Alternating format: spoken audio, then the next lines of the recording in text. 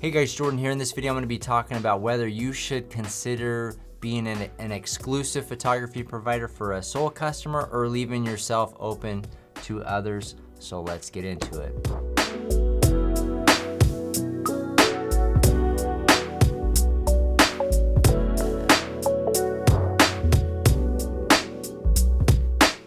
All right, so the inspiration from this video is based on a comment, and that's what I've been doing lately. So if you have any questions regarding real estate photography, even if it's not related to this video, leave them below.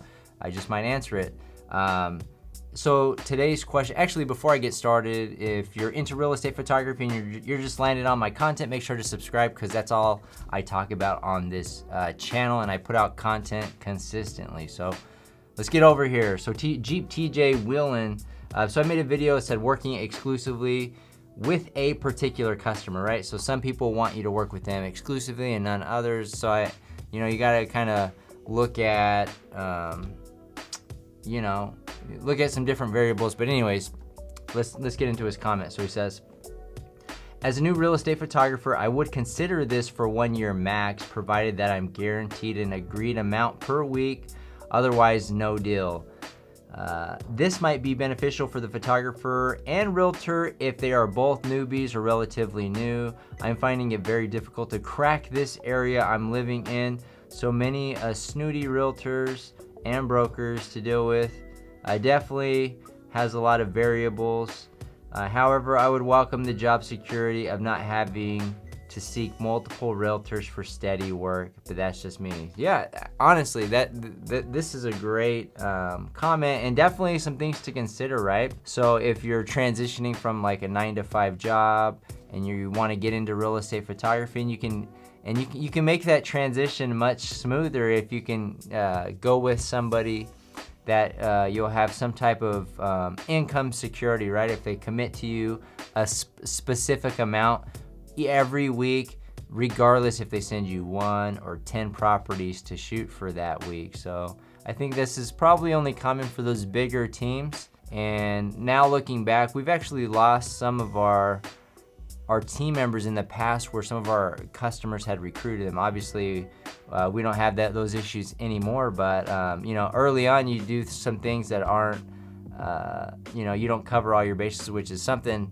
that is important, that can happen. But yeah, and I think it's also a great transition into kind of fine-tuning your skill set, but time bound as well, right? So maybe you sign a commitment for a year, and then you can kind of see how it's going, how you're doing it, and maybe you have some type of plan of action where you're going to be able to acquire customers, and so anyways, transitioning to an exclusive team is more like a steady 9-to-5 style job, but there's more potential out there with more realtors, and boxing yourself in a box is going to kind of constrict that possibility, at least for the time frame that you commit to that team. So like I said, like a year, and then maybe you build some relationships, you have some people that you're working with, and then you can really take risk. Honestly, business, there is no guarantees. It's kind of risk reward, so you kind of gotta risk. But I think that style of transition that TJ's talking about is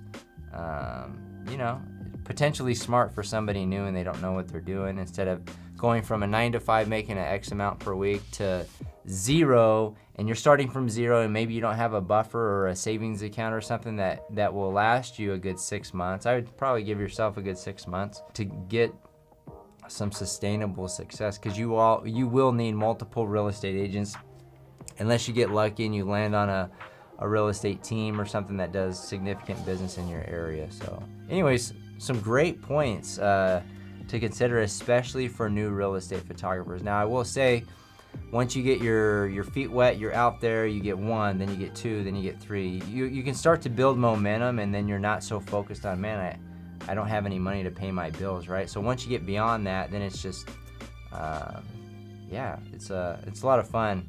That's part of the business thing that I really enjoy, because nothing's guaranteed.